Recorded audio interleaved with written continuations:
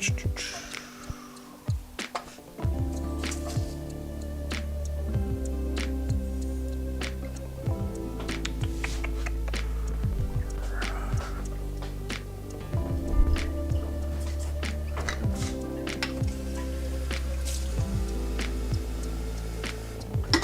right, hello, hey Jason. Hello everyone. My name is Wesley, this is Woo Can Cook. Sorry, I'm just still turning stuff on. If this is your first time tuning in, we're here every Tuesday at 6:30 PST. Today we're doing a Panda Express hack that came out on the YouTube channel a couple of days ago on Friday, which is a really fun one where we're going to take apart their honey sesame chicken, or excuse me, their honey walnut shrimp, which we're going to do with a tempura batter. The more that I've researched it, the more that I discovered that their honey walnut shrimp is not actually an active menu item in certain parts of the world. So in most parts here in the States, you can definitely find that tempura shrimp in most places in the US.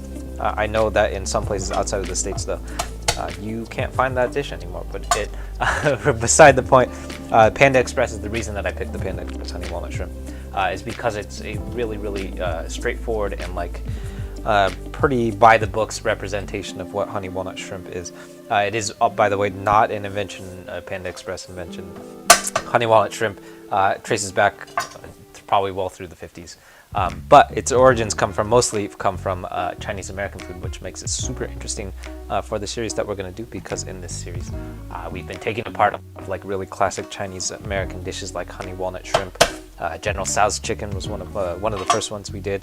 Honey sesame chicken, stuff like that, and kind of taking a look at what those dishes would look like if we reimagine them in like a more authentic lens, which is always really interesting with stuff like honey walnut shrimp. Obviously, because it doesn't really have very many or much of an origin from Chinese food. It's really pretty much American food. That's why there's mayonnaise in it.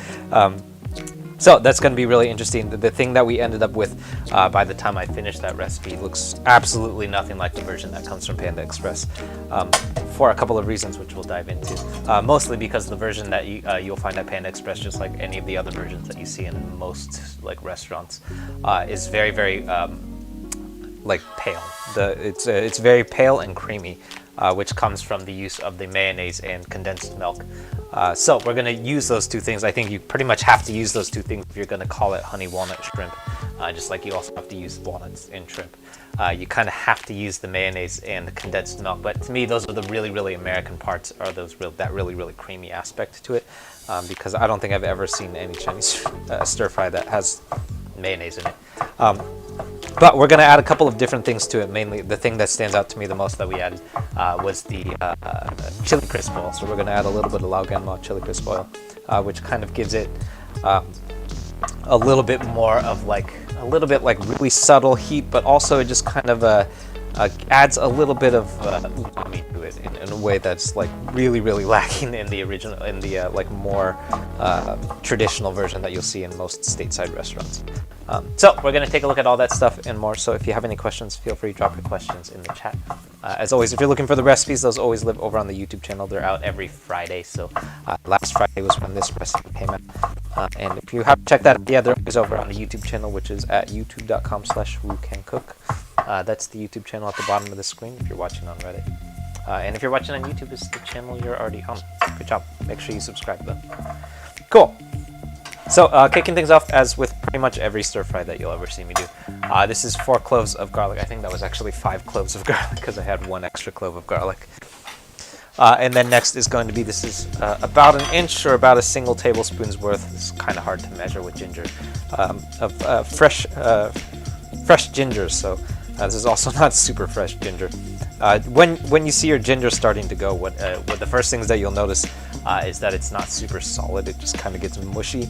Obvious other telltale signs are also obviously when it starts molding. That's generally a sign that you probably should toss it. This ginger is pretty old. I think this ginger is like coming up on a month old, so it's well past the time to probably get rid of this ginger. But I'm kind of determined to use it up. When you see that happening, you can just toss it. But for the most part, otherwise though, ginger has a pretty long shelf life. and is relatively pantry stable because it's a root vegetable. I would say it has about as much stability and life in the pantry as a russet potato, which can stay for a while. That's why they are famine proof. So I'm giving this a fine mince, which obviously is starting off with a small dice, and then we're going to run our knife through it, like so.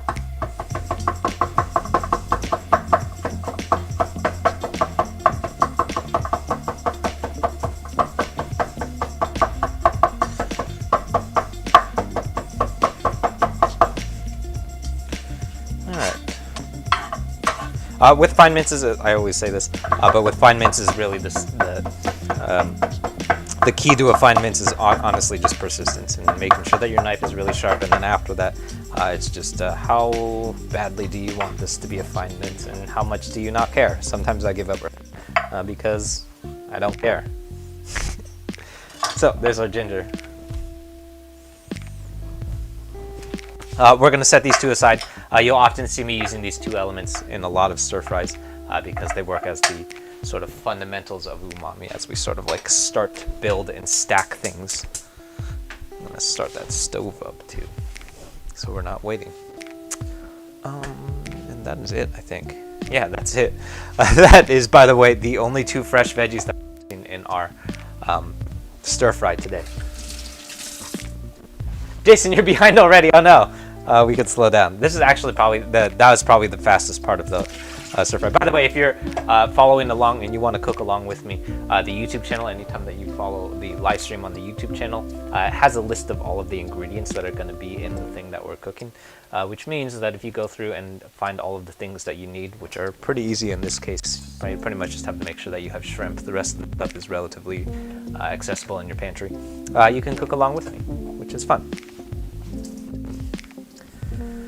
Alright, so next up, these are some shrimp. These are frozen shrimp, so I had them in the freezer, which you'll find at most Chinese markets will sell frozen shrimp. They're very useful. I'm a big proponent of using frozen shrimp because I think that they freeze really, really well, and they also defrost really, really well because of how delicate they are.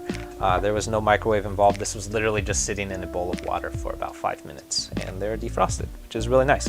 I also think that they defrost really well because once they defrost, they don't get like mushy, so I have a problem with like frozen. You'll never see me using like frozen red meats.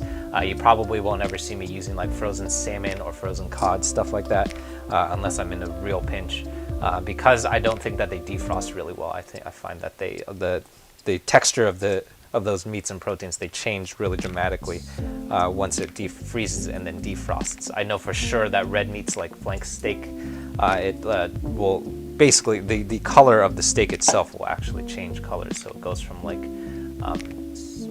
bright red, that red that you know from like a good quality steak, kind of turns a little bit grayish. That comes from being frozen and then defrosting, which I don't love.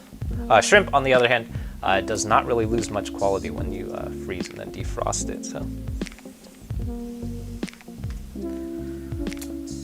all right. So what I'm doing here, I'm peeling my shrimp. By the way, you don't have to do this. I know that, or I think you pretty much have to take the shell off, but you don't have to remove the tail. I know that most of the time when you come across tempura shrimp, you'll probably see the tail still attached. And that, I think, comes from the way that it has to do with the way that it's eaten. You're probably eating it with your hands.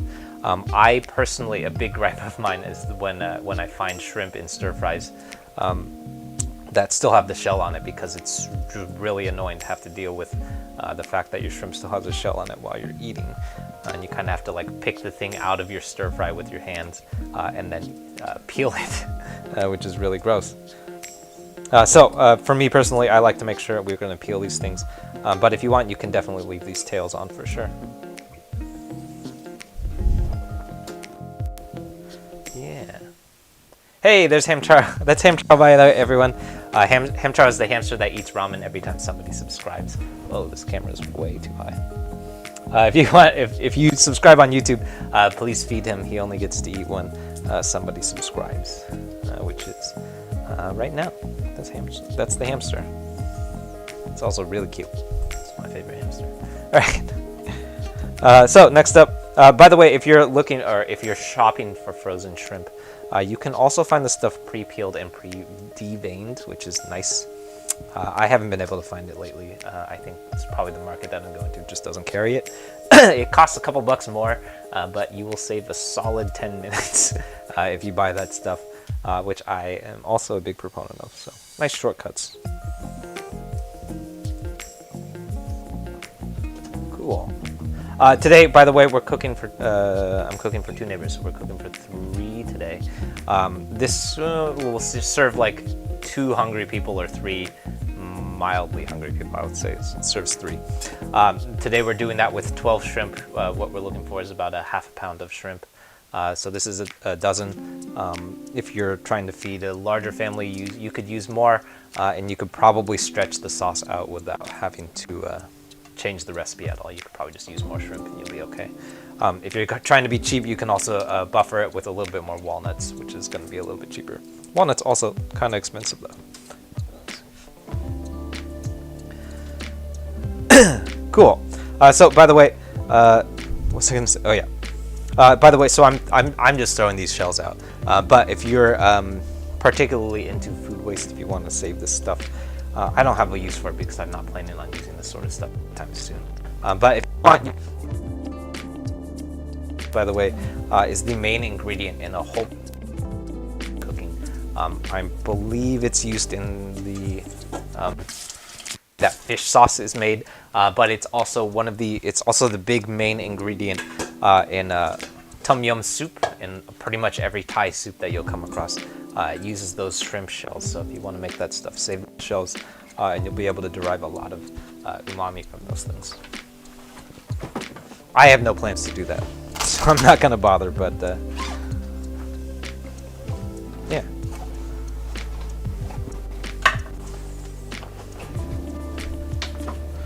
Alright, next up I'm busting out a paring knife so that we can devein these shrimp. Technically you don't have to devein your shrimp. The vein is totally edible, so you can leave it in if you want to. I personally find that it's gross, so I'm going to peel it out. The vein, if you're not familiar, in your shrimp, this is the vein that where the poop travels. So it's sort of like the waistline of your shrimp. If you want, you can leave it in. It doesn't really make that much of a difference. I find that it's a little bit like grimy, so it kind of leaves like essentially what it is like sand and other dirt that the shrimp has eaten. So basically technically you're not eating, or I guess technically you are eating poop, but in reality what it tastes like is basically just like sand. So I think it's gross. I'm going to peel it out. You don't have to, although it does take a little bit of extra work, so this is going to be a solid extra 5 minutes of work deveining shrimp. But once again, if you can find it, I recommend buying the stuff that's already deveined.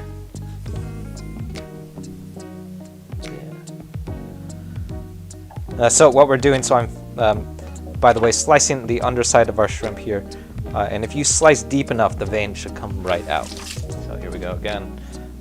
So if the shrimp curls over this way, we can flip it over on its underside and then slice nice and deep, and that vein should pop right out.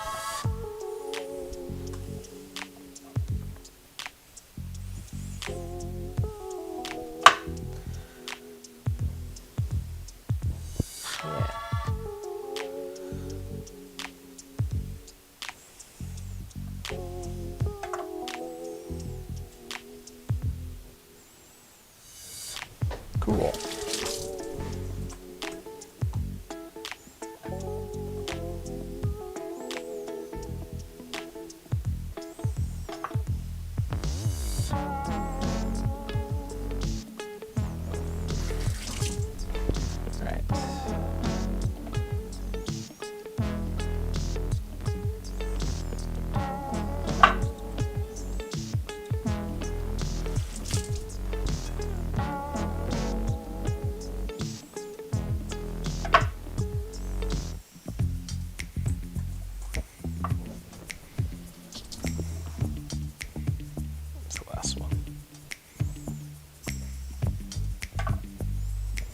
Alright, so there's our veins. Let's put this away.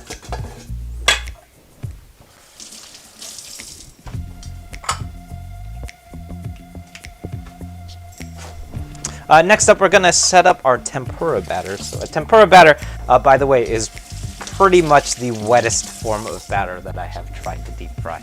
I've done a lot of different deep frying. I've deep fried in pretty much every way that I can think of.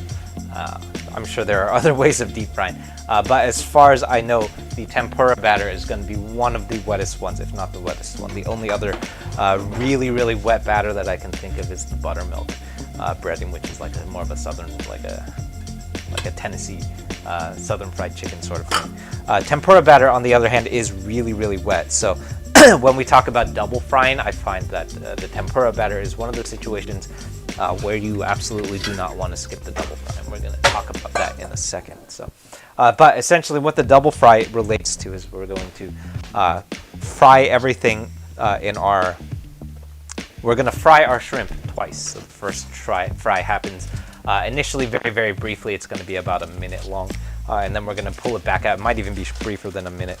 And the reason that we do that is because the first fry is used to cook off some moisture from your fry. So in a lot of scenarios, you can actually skip that double fry because you don't need to if there's not a lot of moisture present. So I've skipped it personally in a lot of scenarios where the batter itself is really, really dry. So one of the Korean fried chicken recipes that we did recently has it's basically it's coated in cornstarch and then it's fried. Which means that there's very, very little moisture present in the first place. So we skipped the double fry in that scenario, and it actually worked out okay. In our scenario right now, though, because we're going to be using so much liquid, we don't want to skip that double fry. It's going to be really, really important. What that does mean, essentially, the reason why I say you can go ahead and skip that double fry is because if you include the double fry, it basically, obviously, by the name, it doubles your cook time. It means that you're going to be cooking for twice as long because you have to fry everything twice. So personally for me, unless I absolutely have to, I like to skip that step. All right, so for our tempura batter, we're doing something a little bit different. We're going to do, for the most part, is going to look like a fairly standard tempura batter. However, this is not flour, or at least not AP flour. This is glutinous rice flour, which is going to look a little bit more similar to like the texture that you would see in like a mochi. So glutinous rice flour is the stuff that you use in mochi batter, which means it's going to be a little bit more dense, a little bit chewier, have a little bit more of a bite than your standard tempura batter, which I think is really, really interesting, especially with the shrimp, because it's so delicate inside. Cool. So next up, this is going to be what we want is, should be 4 egg whites, and that was actually a little bit of egg yolk, and I also just knocked our camera out of it. Excuse me while I fix this.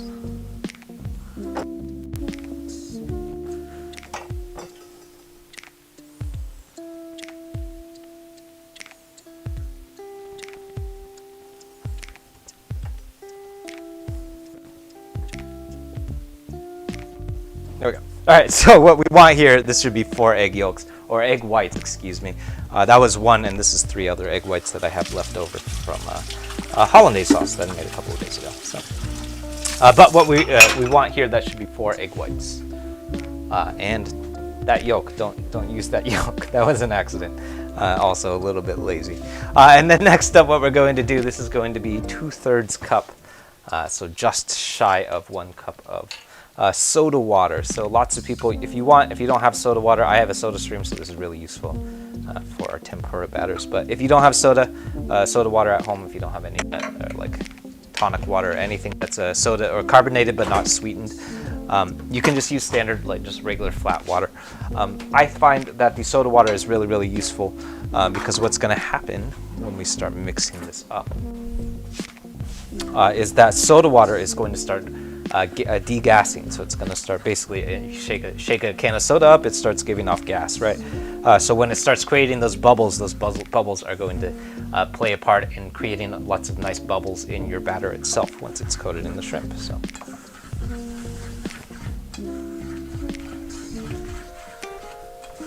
Yeah. Oh, we lost the camera. We lost the microphone. You can only hear the funky beats. Let's definitely fix that though.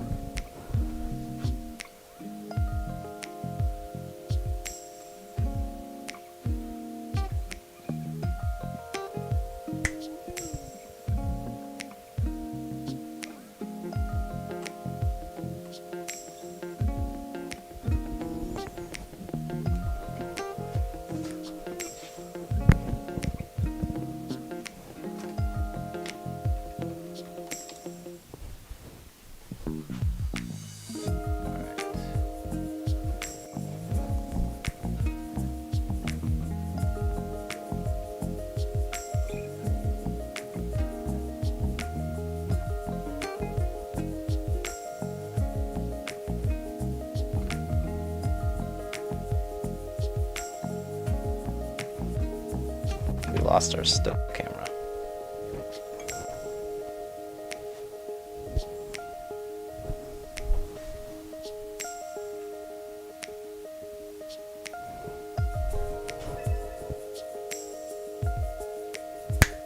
All right, I think you should be able to hear me on Reddit. I think it's probably fine on YouTube, but on Reddit we lost the camera. But hopefully this microphone is back. Thank you for letting me know that you can only hear the funky beats, which is funny. All right, let me know if that goes down again. I actually have no idea why that went down, but a lot of this gear has been crapping out lately. I don't know why. Anyway, let me know if that drops out again though. So next up, so this is our tempura batter. We're gonna set this aside. It is, as you can see, relatively loose. I think you can see it. See it?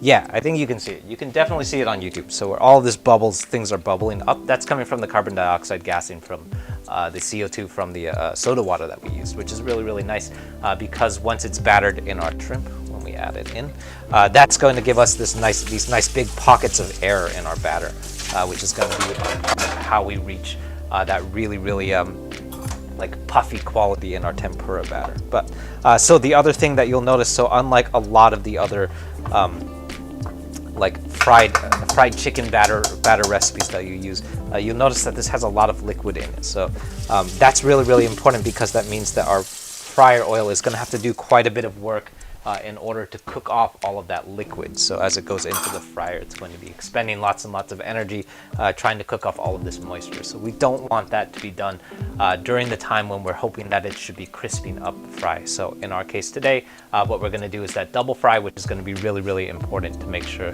that we don't end up with like a soggy piece of shrimp, which is not fun. Nobody wants that. Cool. You can hear me now. Yeah, sweet. Peppermint, you're only a little bit late. Yeah, we just got started. You're not late at all. Cool. Next up, I'm going to assemble our sauce base here. So first, I'm going to use up this Kewpie mayo. So what this should be is a 1/4 cup of mayo. This is a little bit of leftover Kewpie mayo, which, by the way, is going to come up in a chicken karaage recipe that we're doing soon. I think that's coming out in a couple of weeks. You don't have to use Kewpie mayo. This is a homemade Kewpie mayo that I made, but you can just use plain old Miracle Whip if you want. We're a little bit short. Kewpie mayo is not particular or substantially different. The only difference is that it's a little bit sweeter and it has a little bit of umami. So in this particular version of Kewpie mayo, which I think comes relatively close, has a little bit of dashi stock in it, which I think works really, really well. Kewpie mayo, by the way, is a form of Japanese mayo, which is like a little bit sweeter and has a little bit of umami to it. So you'll see it in a lot of like Japanese-based recipes and just like sandwiches, stuff like that. Or fried chicken, which is what we did it for. Is the name in homage to Martin Yen? Yeah, so Who Can Cook's referencing a Martin Yen show that aired on PBS a long time ago, back in the 90s, called Yen Can Cook. His name was Martin Yen. His tagline was Yen Can Cook, so can you. And that's where the homage comes from. That's what was paying homage to. I'm glad that people know who Martin Yen is, though. Lots of times people don't know who that is. It makes me sad. You're missing out on some of the greatest content of all time. All right, so the first two things that we're adding here, that was a 1/4 cup of mayo, and then next is going to be a single tablespoon of this. What this is going to be is sweetened condensed milk. So if you can't find sweetened condensed milk, you can also use evaporated milk. It is evaporated, so I have often been confused by this, so I now know the difference very distinctly because I've looked it up many times. The difference between evaporated milk and sweetened condensed milk, or sometimes you'll see sweetened evaporated milk, Sweetened evaporated milk and sweetened condensed milk. Those are the same thing. They're referring to the same thing across the board. Depending on where in the world you are, you can see it by either name, sweetened condensed milk or sweetened evaporated milk. Evaporated milk, when you see it just called evaporated milk, it is not sweetened, so it is a little bit looser. You'll notice that our sweetened condensed milk is very, very syrupy. This is the stuff that you'll see in things like Vietnamese coffee. That's that sort of stuff. You'll also see it used in a lot of baked recipes because it's really, really sweet, obviously, by the what we don't want to do is use sweetened condensed milk and evaporated milk interchangeably. They're not the same thing. If you use evaporated milk, you have to compensate for the fact that you're missing a lot of the sugar that's missing. So if you want, I have seen a pretty good swap recipe for using evaporated milk plus sugar to swap out condensed milk, and I have actually done it and it works okay. In our case today, what I'm using is sweetened condensed milk. If you don't have it, you can also just use plain milk plus a little bit of sugar. But what we're really looking for is that really, really aggressively sweet quality from that sweetened condensed milk. Those, by the way, as far as I can tell, are the two main ingredients that make up what a honey walnut shrimp is. So I personally think if you're trying to keep things really, really traditional, those are the two main things that you need here, is that sweetened condensed milk and a little bit of mayo. And that's going to be, if you stopped here, this would be the way that that stuff will look in your standard like restaurant honey walnut shrimps. So if you want to create a really, really standard honey walnut shrimp, stop right here. For me though, what we're trying to do is add a little bit of like kind of just brighten the whole thing up. And to me, what I've been trying to do is sort of like drive things away from like the really, really American qualities of this dish, which to me is all about how creamy it is. So what I'm doing is I'm going to add a couple of things to sort of brighten things up and sort of like use that mayonnaise and sweetened condensed milk as more of like a supporting thing. So what we're doing, that was 2 tablespoons of rice vinegar. Next up, this is going to be 2 tablespoons of sweet chili sauce. Just enough.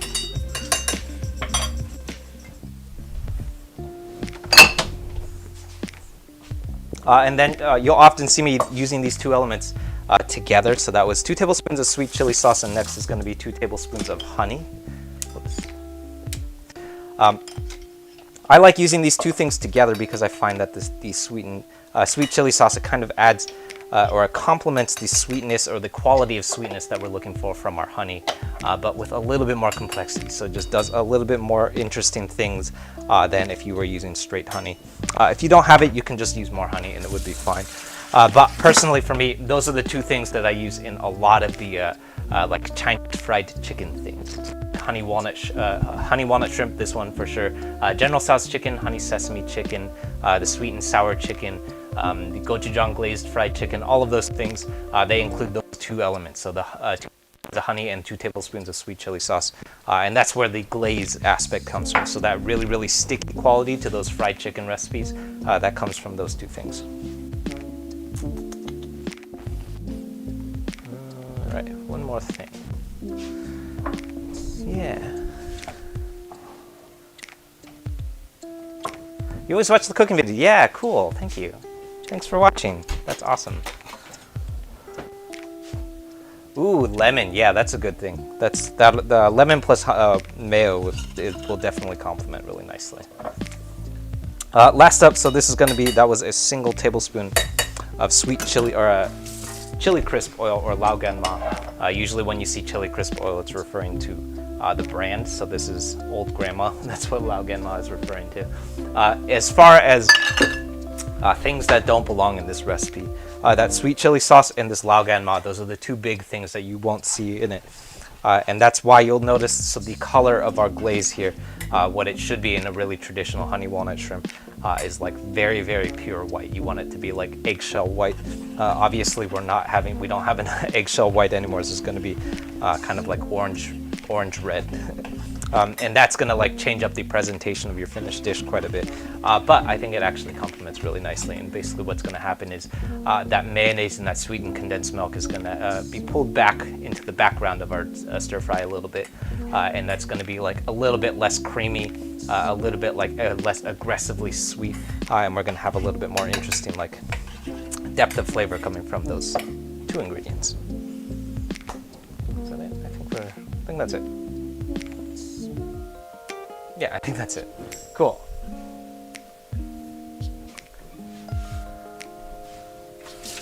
Yeah, I love the idea of sweet chili sauce. Yeah, I love using it in like pretty much any time that I'm frying chicken and I want it to have like a glaze element. So you'll see those, like, you'll see the use of honey in like pretty much any time that you see a Chinese fried chicken recipe that has like basically all of the things that you see at Panda Express. So like General Tso's chicken, honey sesame chicken, honey walnut chicken, honey walnut shrimp, sweet and sour chicken, all of those things where there's like a nugget of chicken. Those are all basically riffing on the same thing. So they fry a bunch of chicken thigh. I think in Panda Express they use chicken breast, and then they fry it, they deep fry it up, and then they toss it in various different kinds of glazes. Those glazes, they almost always have some form of honey in it. And what I like to do is cut that honey with a little bit of sweet chili sauce, and you'll get something a little bit more interesting. Cool. So next up, I've got my wok. We're heating up. This is almost like 48 ounces of oil. This is a lot of our fryer oil, which is why it took so long to heat up. We're looking for 350F over here, and then we're going to start frying. Yeah. Oh yeah, your husband has that sauce. Yeah, so you'll find sweet chili sauce. You'll find it in like most Chinese grocery stores, or like I feel like most Asian grocery stores in general. I believe its real origin comes from Vietnamese food, but it comes up in Chinese food all the time. So if you're anywhere near a Chinese grocery store, you'll find that stuff. You'll also find it in most Korean grocery stores too, because it's used in like basically. The way that I think of it is because it's the sauce that you eat with egg rolls. So any culture that carry or eats egg rolls, you'll probably see that sauce. So in like Filipino grocery stores, Thai grocery stores, Vietnamese grocery stores, Chinese grocery stores, all of them are universally going to have that sauce because it's the thing that you use to eat next to egg rolls. So it's also, by the way, if you've eaten like takeout from a Chinese restaurant, what's my shirt? That's the thing that's sitting on the lazy Susan next to the soy sauce. That's that stuff. All right. So next up, what we're gonna do, I'm gonna go for our first initial fry. This is gonna happen really, really briefly here. So here we go.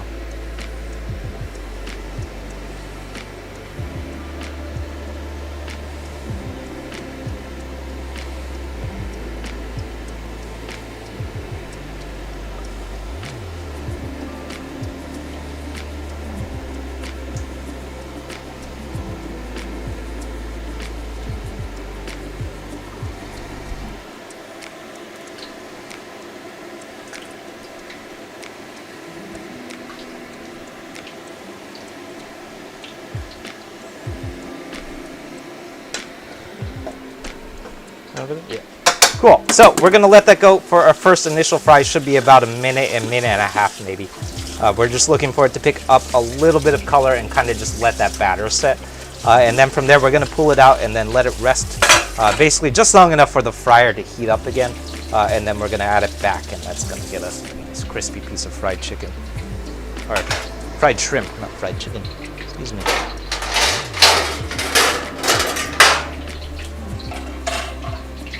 Hidden gem, yeah, absolutely. All my sizzle plates are in use. I forgot. Should be fine. All right.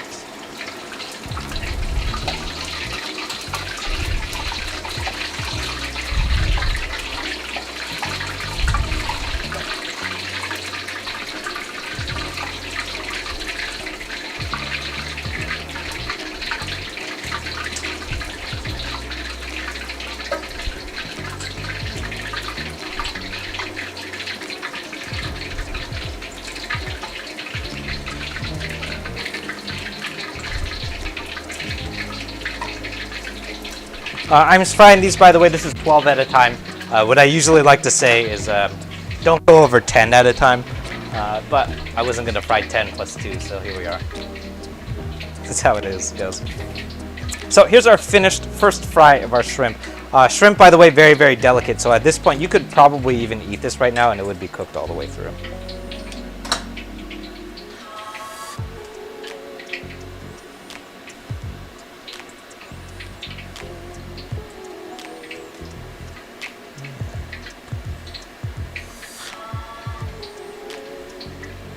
So there's our first fry. I'm gonna let that rest for about a minute, maybe 2 minutes or so. Just long enough, basically long enough to make sure that our fryer oil reheats to 350. So we're at 340 right now. So I'm gonna let that fryer oil come back up to temperature, and then we're gonna fry these to finish. So that will probably take another like 2 or 3 minutes on heat, and it should be good to go. Yeah. Shrimp's looking good? Yeah, I'm very stoked for these shrimp.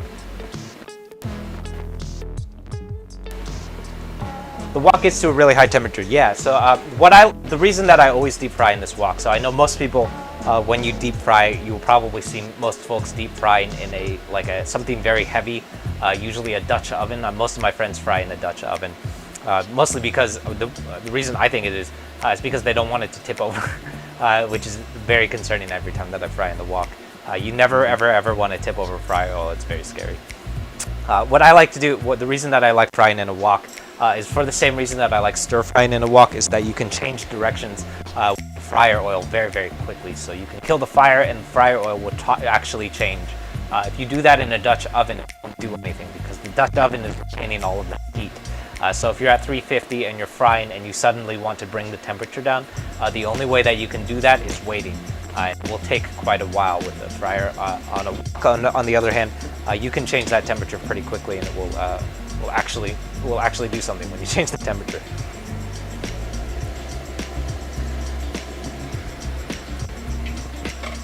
Change the camera back.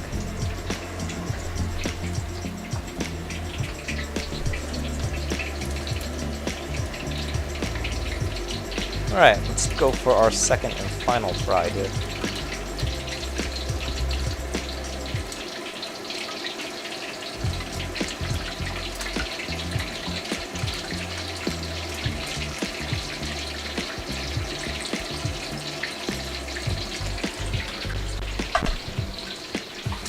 So I'm letting those go back into the fryer. We're gonna go for a deeply golden brown here. We want that temperature to be very, very hot so that we can get it nice and crispy.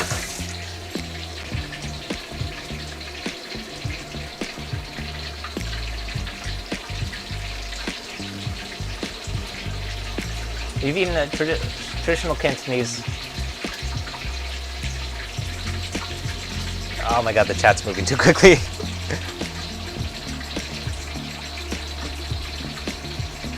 You wonder if fried chicken or shrimp is not commonly eaten in culture. Yeah. Yeah, I think like in Chinese, especially like Chinese food, but also I think just like Chinese food in general. I think what I more often see is fried pork. So like pork chops, fried pork chops, stuff like that. I don't see super often the use of fried chicken in like really like authentic or traditional Chinese food. I think the reason for that is really just because Chinese food eats just pork. There's so much pork in Chinese food for really no real reason. There's no real reason why you shouldn't just eat chicken instead of pork. It's healthier and it's also cheaper. But definitely, like anytime that you see ground meat in Chinese cooking, you're probably going to see ground pork.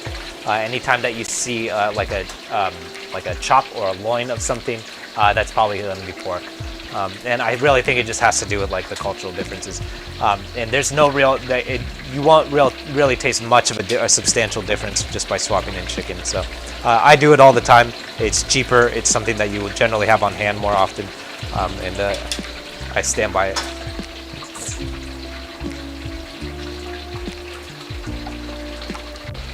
Yeah.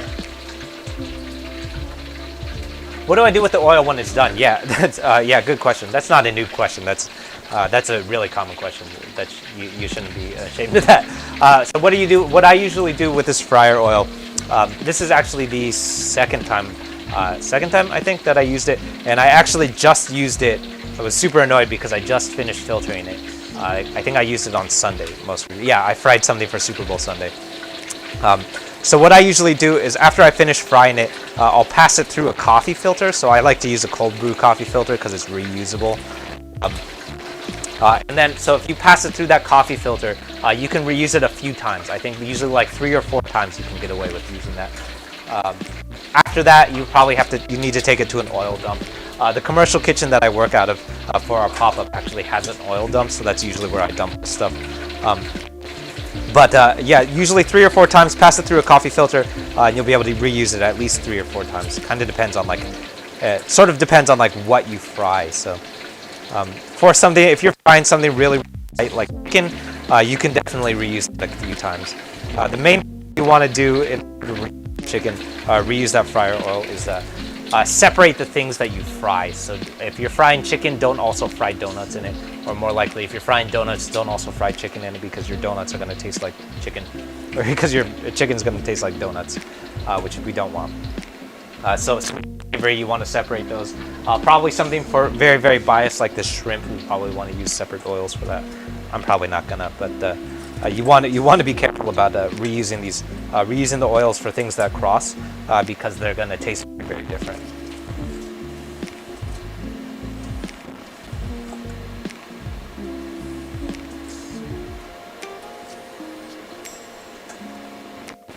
All right, so there's our finished shrimp. We're going to let that sit and cool while we get to our stir fry next.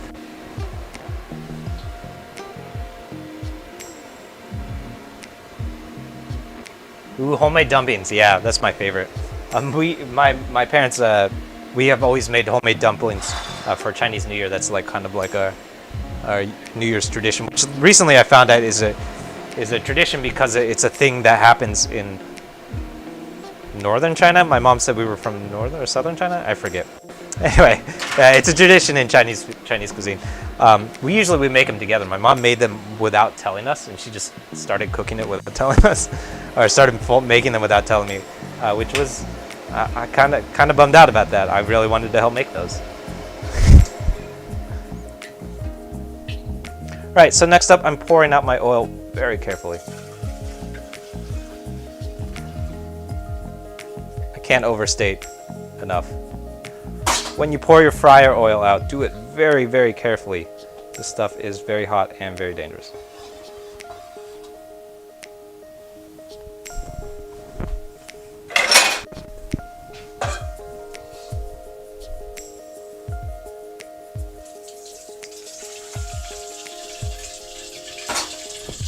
All right, there we go. Oh yeah, that's the other thing that I wanted to mention. Yeah, never pour the oil down the drain. That's also going to be true for animal fats too. So if you're like, say, frying bacon and you have leftover bacon fat at the bottom of your pan, never let that go down the fryer or down the drain. So over here, it's on this camera, yeah. Over here, you'll notice. So I have this jar, kind of just looks like junk. What this is just a jar of like residual fryer oil. I usually like to keep that on hand, so anytime that I have more fryer oil than I have that I can like pour out. So usually that happens after I like fry hash browns, for example, or if I'm like shallow frying something where there's a lot of oil but I don't want to save that oil. Usually that goes into that jar, and then I can just remove it and get rid of it. Never let that go down your drain, or else it will clog your drain. So it will be in a liquid form, so it will go down the drain. But once it's down the drain, it will eventually cool down, and then it will solidify into a solid form, and then it's going to clog your drain really, really fast. It will, like, you could do that once and it will clog your drain even. So never let that stuff go down your drain, or you will be calling the plumber pretty quickly.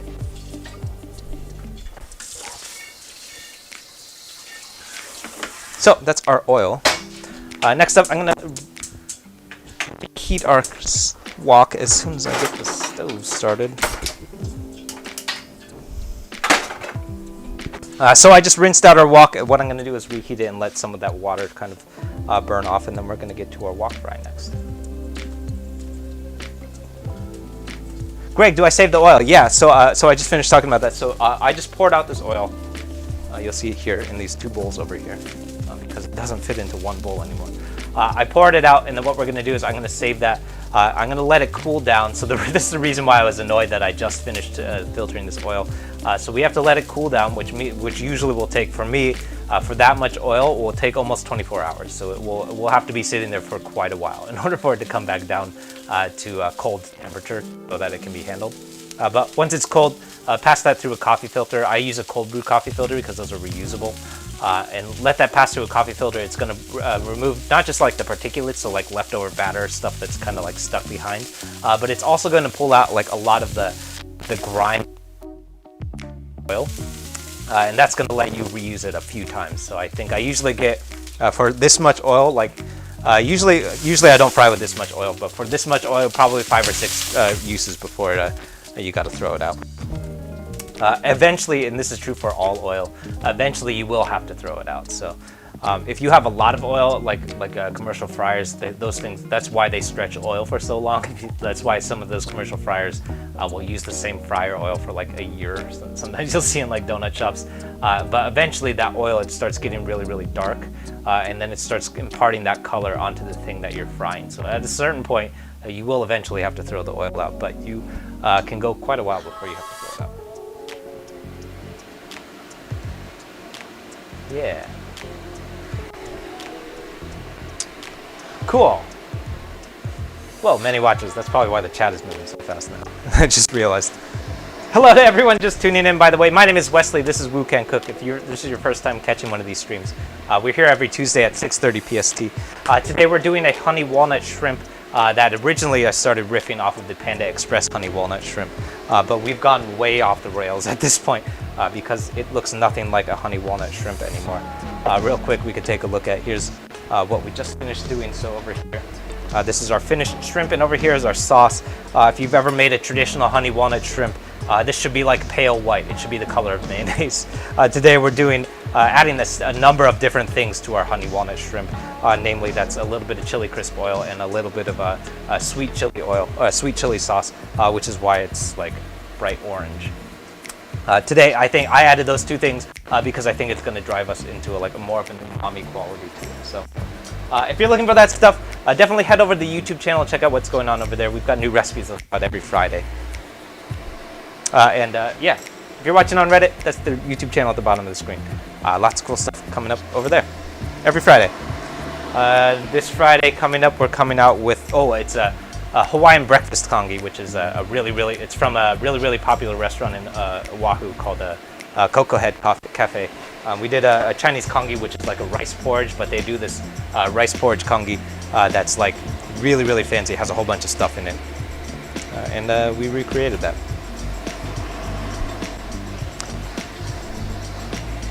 All right, so next up we're moving on to our wok fry here. I'm gonna move some of this fryer oil because I really don't want to knock it over. Oh, you know what? I take that back. Well, actually, you know what? That's probably fine.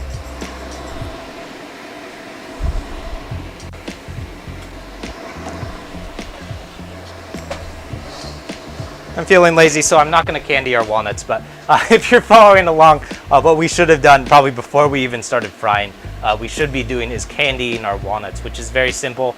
If you want to do it, you can do it, or you can just buy candied walnuts, but essentially what it is boiling the walnuts in sugar. So add a little bit of water, sugar, and then walnuts, and then you've got candied walnuts. I forgot to do it, and I'm going to skip that step because I don't really feel like doing it.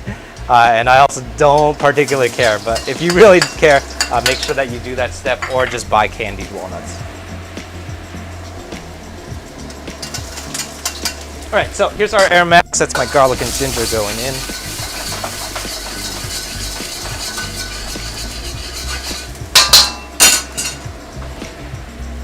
Yeah. Cocoa Head Cafe, yeah, I'm glad somebody knows it. That's cool. Next up, here's our glaze going in. I like to add a little bit of water too, and that's just to give our glaze a little bit of time on heat. Otherwise, it would reduce and start burning too quickly. So that's like, I don't know, maybe like a quarter cup of water.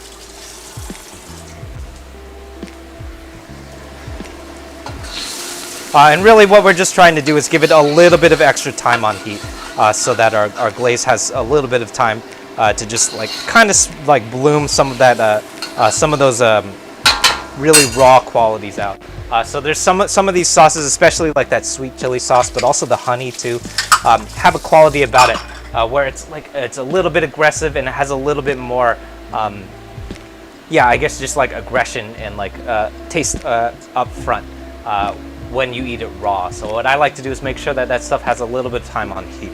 And in order to do that, if we didn't add that water, this would have reduced way too quickly, and it would basically have started burning. Yeah. In fact, I guess we could just candy our walnuts in our honey right now. Let's do that. Yeah, who needs candy walnuts though? So here's our walnuts going in. Walnuts, by the way, also kind of expensive, but if you're trying to stretch this recipe out, it's also the reason when you order this recipe or dish in restaurants, you'll see a lot of walnuts and less shrimp. Add more walnuts and it will stretch out really nicely because they're a nice addition of protein.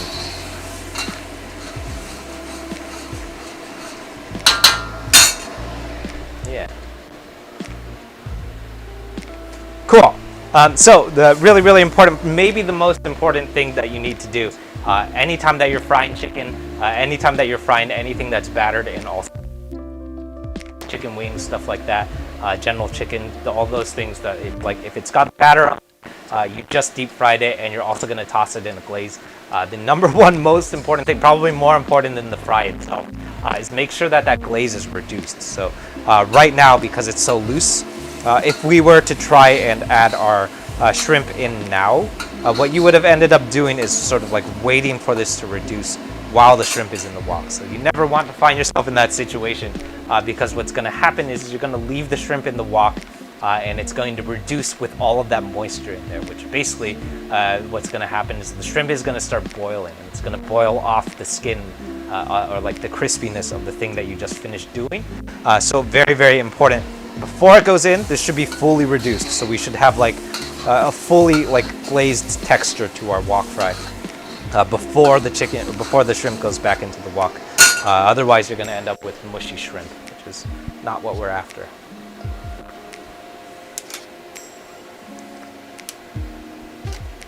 Yeah. Cocoa Head Cafe. Yeah, Cocoa Head Cafe, by the way, is referring to Cocoa Head, which is a mountain in Oahu. Spelled with K's, by the way. Yeah, very famous. But Cocoa Head Cafe also is like a really famous brunch spot in Hawaii, in Oahu. And it's part of a series that we've been doing where we've been doing a lot of Hawaiian food, which has just been my excuse to cook Hawaiian things, which are a big part of my childhood. So. But also, I guess, relevant. What they do is they do a congee, but Chinese congee, by the way, the reason that I never did it in the past is because it's not very fancy. There's nothing to it. It's basically just watered down rice. And then usually I ate that stuff when I was a kid all the time, and it's just like a really boring breakfast. You might throw some soy sauce on it, and that's pretty much it. The way they do it, they add a couple of different things. They do like a maple bacon crouton with like some Portuguese sausage and a couple other things.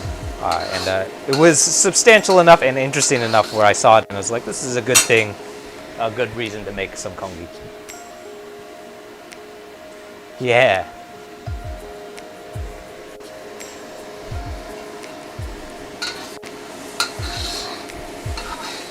Cool. So you'll notice this, if you're thinking what I'm thinking, this feels like a really long time to be reducing something, but I can't stress this enough. It is really important to fully reduce your glaze before moving on.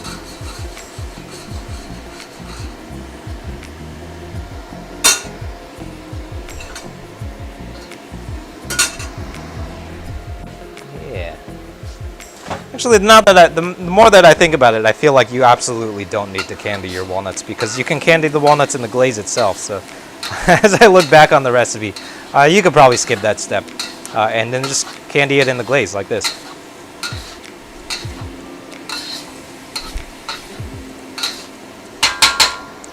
Save yourself 5 minutes. Nearly there. What I'm paying attention to is the texture of my liquids here. So it's a little bit tricky because there's also walnuts going on here, but what I'm looking for is a pretty pretty seriously reduced glaze here, all the way up into the point where it looks like it's about to start burning. That's what we're looking for here.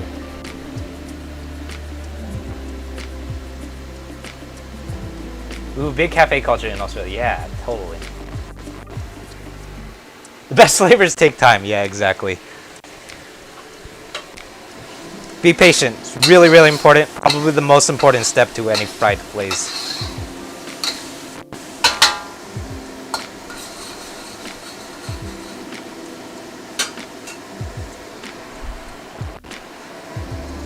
A little bit longer. All right. So here's our shrimp going in. And then this is going to be really brief. I'm even going to kill the heat here.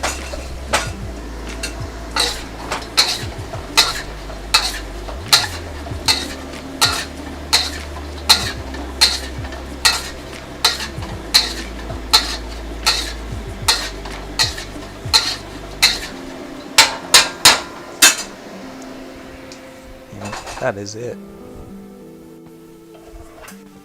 So it's so brief that you probably could even do that off heat. You could probably pull it out of heat, throw it into a bowl, and then toss that glaze in a bowl instead.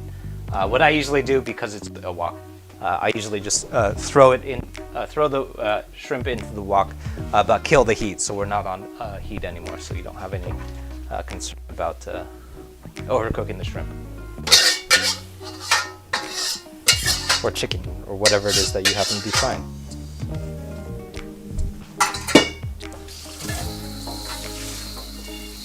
Woks are the cast irons of Asia, yeah. That's pretty accurate. I feel like it's sort of universally used. Although the more that I've like gotten into like European cooking, the more that I've found is that the cast iron kind of falls flat in certain areas. Basically anything that you need to like change directions for with in cooking, the cast iron is probably not going to work. So like any kind of scrambled eggs that's not like really scrambled, that's probably not going to work. Most of the time I have stopped frying eggs in my cast iron because it's you can basically only fry one kind of egg, which is basically like a lacy fried egg, high heat egg basically, because of the way that cast iron retains heat. But definitely a very, very good universal pan. And to be absolutely fair, I used to cook like 80 to 90% of everything that I cooked in that skillet, in my cast iron skillet.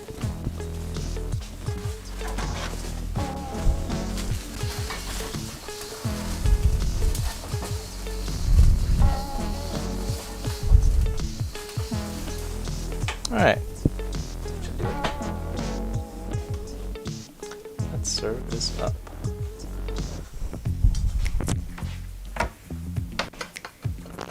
Ooh, that is really good.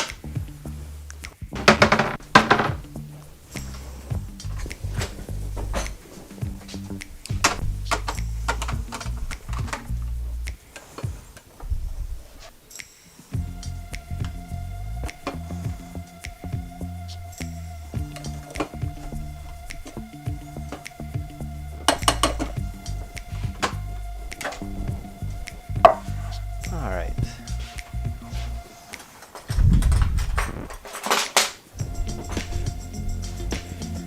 You have that bowl, yeah, the brown wooden bowl. I thought this is like a just universal thing that every Chinese household has. I don't know why. I remember that the reason that we had so many when I was a kid, and actually I think some of the ones from my childhood are the ones that I still have, is because my mom took it from like the cafeteria at work one time.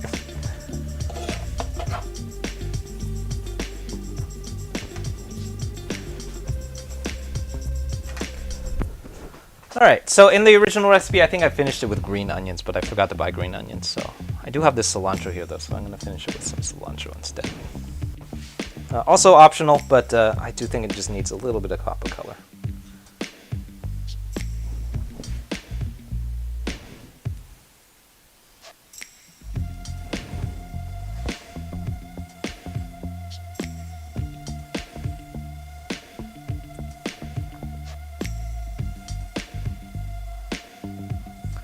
Peppermint Monoke is a really great username, by the way. I really like that. I like reading the usernames, they're funny.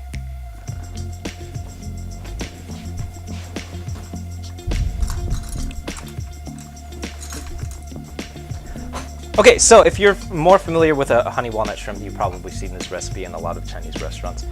You'll notice that usually it doesn't look like this. Usually it's like really, really pale, so it's like egg white, eggshell white. So it's got like a very slightly off-white color, basically the color of mayonnaise, because essentially the only two things that are in that glaze is a little bit of a lot of mayonnaise and a little bit of sweetened condensed milk, and sometimes I think I see honey sometimes used. But for the most part, I think usually instead of honey, you would see like white sugar, and that's essentially all it driving towards making sure that that sauce stays very, very pure white. Today, we added a whole bunch of stuff to change the color of that glaze. I was a little bit hesitant about doing it when I wrote this original recipe, but I actually think it works out really well. And essentially what happens, because we added a couple of different things that sort of like amplify some of the like more acidic qualities, and then some of the more like savory and like spicy qualities to it, mostly like acids that we added. I think it like kind of opens up the palate a little bit more, and what it does is it essentially takes those elements of sweetened condensed milk and mayonnaise and kind of backgrounds those things a little bit, which I think is a little bit nicer, and just sort of like dials down some of the Americanness of these recipes, which I think ultimately is the goal of that series that we've been trying to do, is recreate some of these dishes through the lens of more American things. Through the lens of more traditional wok cooking, which is a lot of times has been hard to do, because a lot of these dishes actually have real relevance to Chinese culture, like the Mongolian beef that we did, which was tough because the original one that we did from Chang's is actually not that far off from the Mongolian beef that you would see in like Hong Kong street food.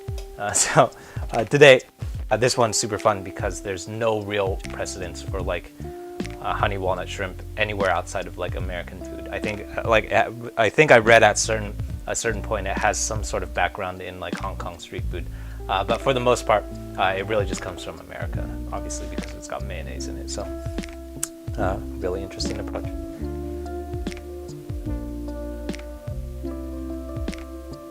Yeah.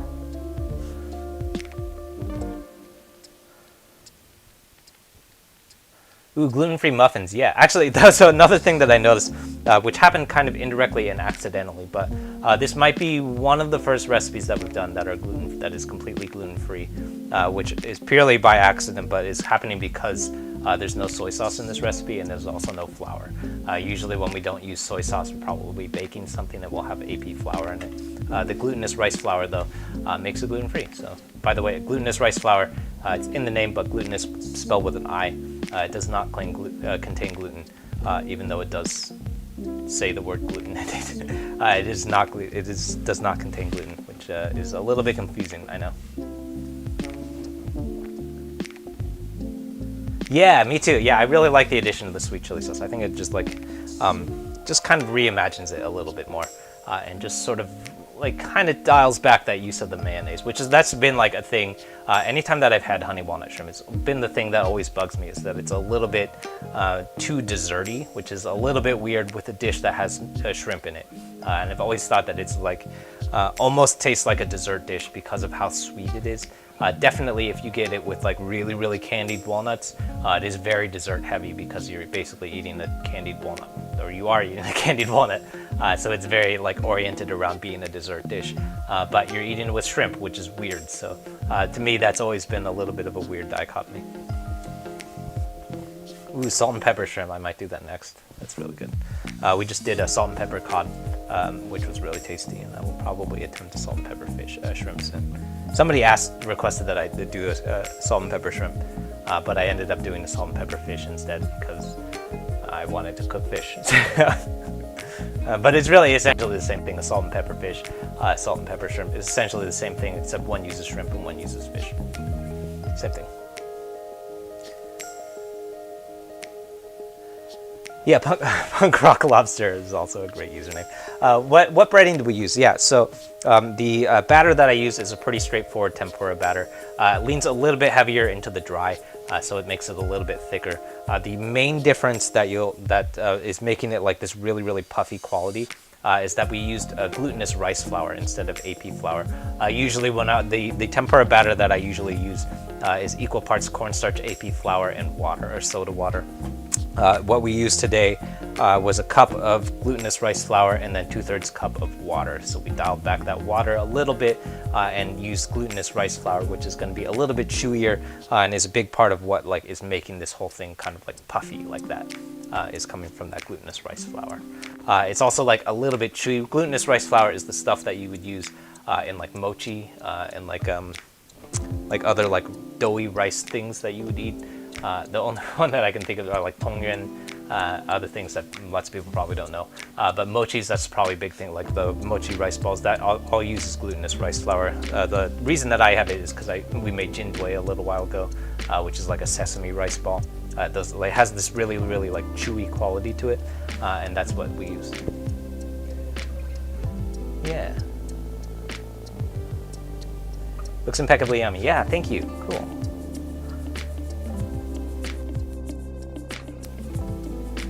Yeah. Cool.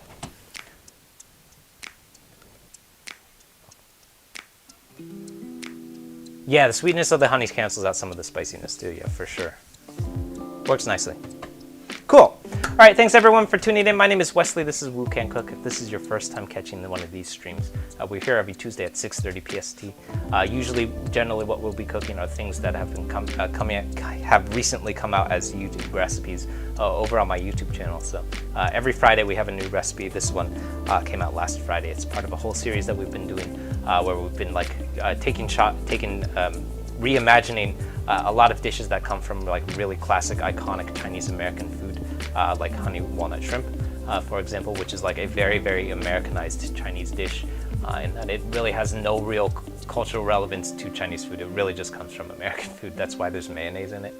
And then what we've been doing is kind of taking those dishes apart and then reassembling them through the lens of Chinese wok cooking, and kind of taking a look at what do those dishes look like if we were to actually cook them as if they were traditional Chinese food, which is always really interesting with a dish like this, because there's no real framework for it being a traditional Chinese dish. So we're just kind of basically taking an American dish and then turning it into Chinese food, which is really interesting and weird. And lots of times we end up with weird stuff, which is cool.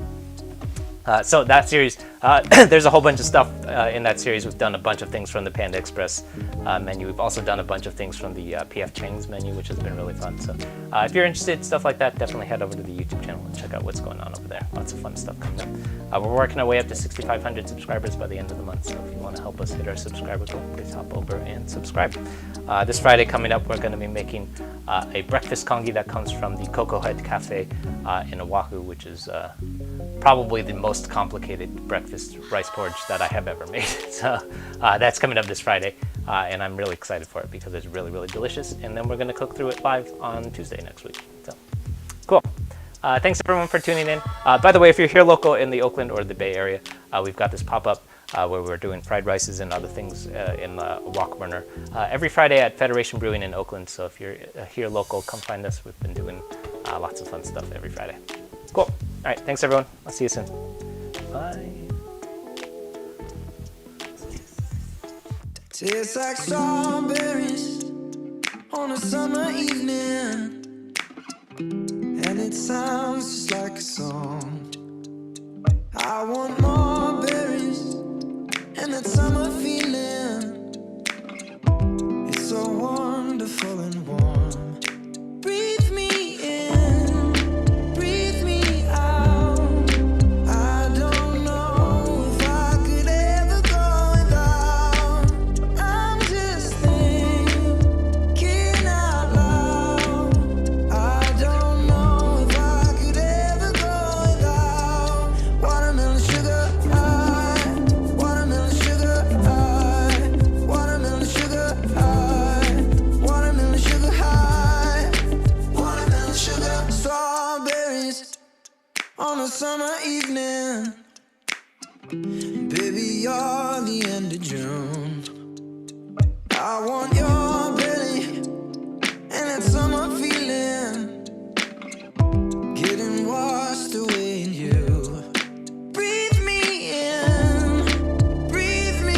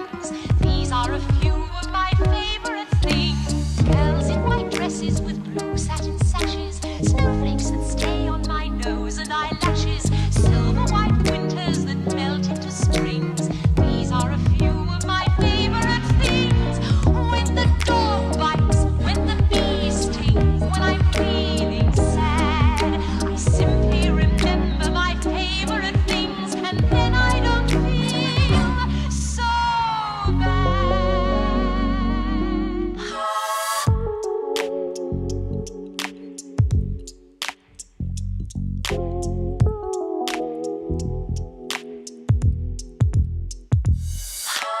Well, good for you, I guess you moved on really easily. You found a new girl and it only took a couple weeks. Remember when you said that you wanted to give me the world?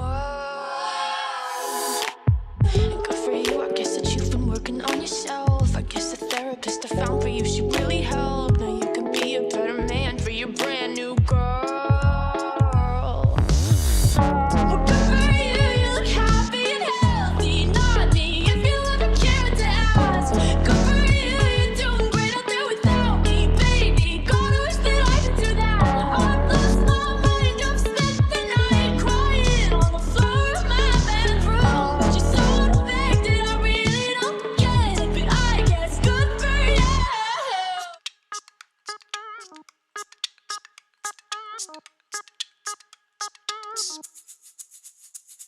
Smooth like butter, like a criminal undercover. Don't pop like trouble, breaking into your heart like that. Cool shade stunner, yeah, owe it all to my mother. Hot like summer, yeah, I'm making you sweat like that. Ooh, when I look in the mirror, I'm not too hard to do. I got the superstar glow, so ooh, do the boogie line. Side step right left to my beat. I like the moon rock with me, baby. Know that I got that heat. Let me shake it, stop your shit. Side step right left to my beat. Can't let it flow. Closed off from love, I didn't need the pain. Once or twice was enough, and it was all in vain. Time starts to pass before you know it, you're frozen. Ooh. But something happened for the very first time with you. My heart melted to the ground, found something true. And everyone's looking round, thinking I'm going crazy. But I don't care what they say, I'm in love with you. They try to pull me away, but they don't know the truth. My heart's crippled by the vein that I keep on closing.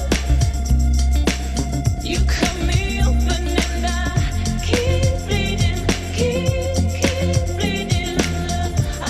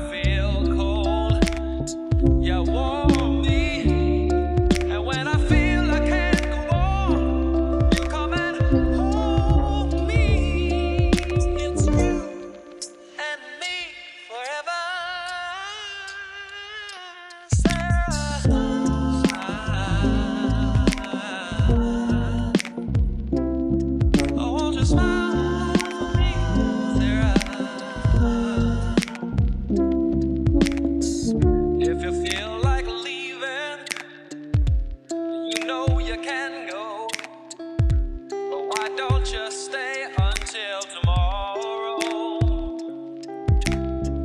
If you wanna be free, you know, all you got to do is say so. And when you feel cold, I'll warm you. And when you feel you can't go on, I'll come and hold you. It's you and me forever. So smile. Oh, won't you smile?